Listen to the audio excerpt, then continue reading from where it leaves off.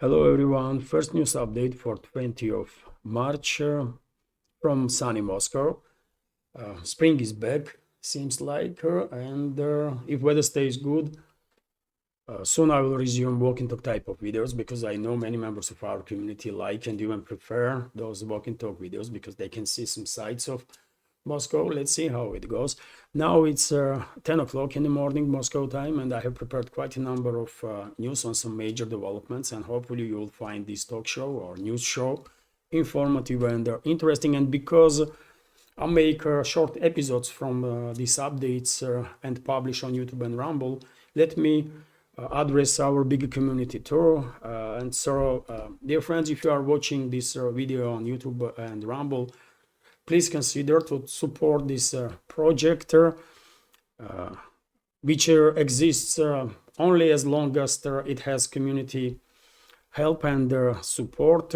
If you like my work, if you think it is necessary, voice from Russia or my voice in this particular case deserves to be heard in English language segment of internet, please consider to become either Patreon for this project while by subscribing to my Patreon page or Boosty, or you can support through cryptos or through PayPal platform. All the links, all the addresses are on this video in description box and in the pinned comment. Our community on YouTube, for example, is more than 33,000, and I believe it is a possibility that our community on Patreon might reach, theoretically speaking, at least 300. Currently, our community is 169 people, as you can see on your screen right now, and the monthly income for the project is about 1,300 after transactions, after taxes that I have to pay. It comes down to about 1,000, which is not even enough to pay for rent for this flat, for example. So you can imagine that yes, financially this project is in deep trouble, especially if you take into account that there is very few donations. So therefore this project desperately needs your assistance. So please consider me on my part. As long as I can maintain this project, I will continue to work on that. But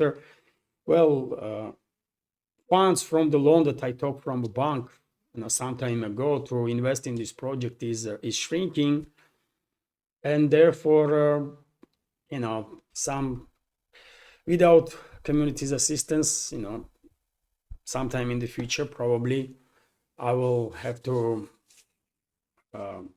focus only on Patreon and Boosty and no longer on YouTube and Rumble. I'm afraid, because I will have no option but to find a day job, isn't it? Because first of all, I have obligations before my family, understandably so. That's being said, let's go through some news now. And RIA Novosti is reporting that the Russian armed forces during the night and early hours of this morning intercepted about 132 Ukrainian drones over the Russian territory. 54 drones were intercepted over the Saratov region, 40 drones over the territory of Voronezh region, 22 drones over the Belgorod region, 9 drones over the Rostov region, 3 drones each over the territories of Kursk region and Crimea, and 1 drone over the Lipetsk region. We have some additional information that in Saratov region, in city of Engels, for example, about 30 apartment buildings were damaged as a result of this large-scale drone strike of the Western-backed terrorist regime of Zelensky. And obviously this drone attack was conducted with the assistance of NATO member states. It's not just apartment buildings that were damaged, but also schools, kindergartens, hospital. So yet another terrorist attack on part of enemies of Russia. Number of people were injured as a result of this terrorist attack. Information is preliminary at this point. Later on, probably we'll have some update on that, and I will share additional information on my Telegram and Twitter X pages and in the next updates. Also, dear friends, Russian Telegram channels, military channels, and also a number of media outlets pay attention to information that spread like wildfire yesterday afternoon about destroyed F-16, US-made F-16 fighter jet of the Ukraine's Air Force. Reports are that Kyiv regime started actively using F-16s as a sort of cover for its MiG-29 planes that are conducting bombing operations, and also as interceptors in Sumy region direction, where Russian forces, obviously Russian Air Force, is actively working to destroy military and logistics infrastructure of the Kyiv regime and the points of concentration of Kyiv regime's forces, especially nowadays when Russia was conducting this final phase of clearing operation, counter-terrorist operation in the Kursk salient area. And during one of the such missions, Russian Su-35 see on its radar as this US-made F-16 fighter jet, track this plane and provide information for Russian air defense systems. And according to reports, S-400, which was directed by Russian Su-35, launched a missile and basically intercepted this F-16. According to reports, pilot was killed as a result of this strike. And the question is now, this pilot was really Ukrainian or from NATO member states? I guess pilot was from one of the NATO states. We will find out. We will find out soon. Russian Defense Ministry did not yet confirm this information about interception of F-16, but probably during the day, maybe tomorrow, Russian Defense Ministry will confirm this report, because there is too many quite specific details that only can be available if information is correct, in my opinion. So minus F-16 of Kyiv regime's Air Force. Good kill on part of Russian air defense systems, and also Su-35 fighter pilot who was actually playing key role, as far as I understand, in this interception. RIA Novosti is also reporting that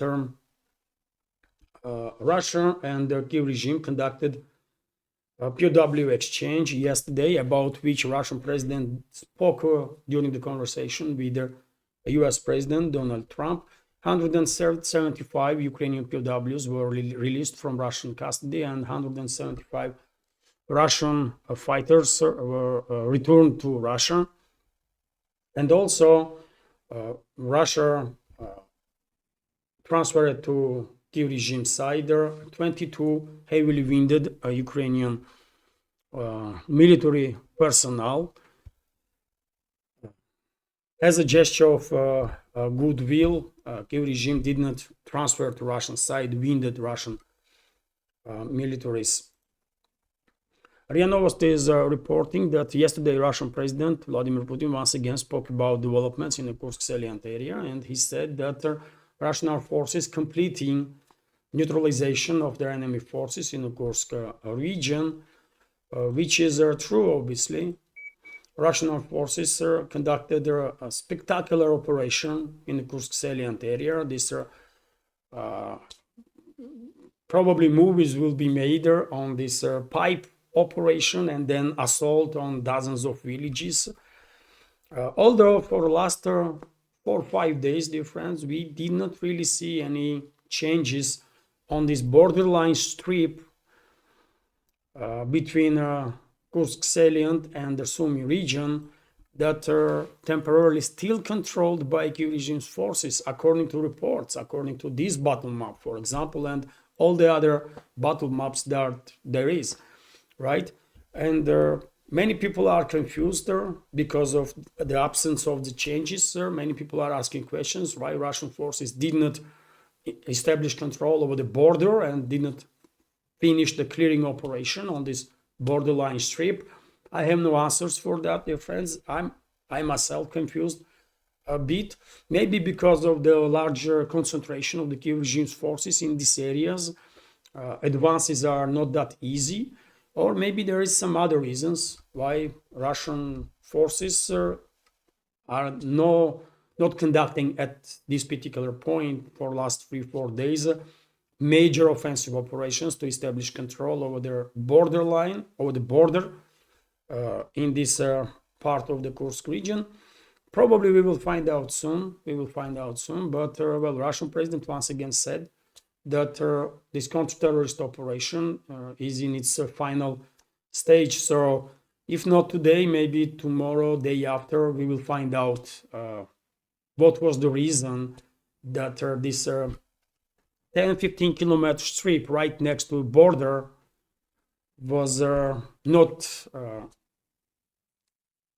liberated from the enemy forces immediately after liberation of the Suja, biggest town that Kiev regime's forces and NATO mercenaries managed to occupy since the beginning of invasion in the Kursk salient direction. Although military operations continue, by the way, in that area, because Russian Defense Ministry, for example, reported that during the previous 24 hours, Kiev regime lost in that direction 230 military personnel, more than that, and also dozen of vehicles, right? And I mean, this information, for example, creates even more questions, right? What is going on if why battle maps are not providing information where exactly these battles are taking place? What is happening in that borderline strip? But there is a fighting there, right? Defense Ministry once again reported that Kiev regime is losing significant number of troops in that direction. I guess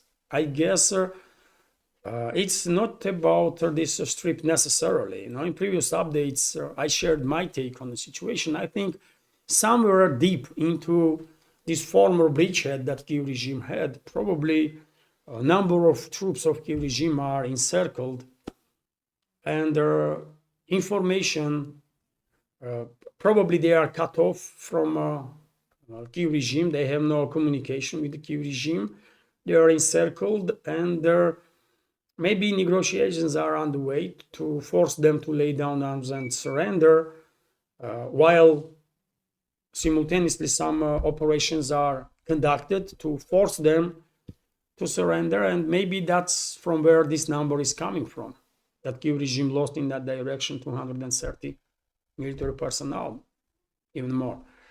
I don't know. Quite confusing situation, by the way, there in Kursk direction.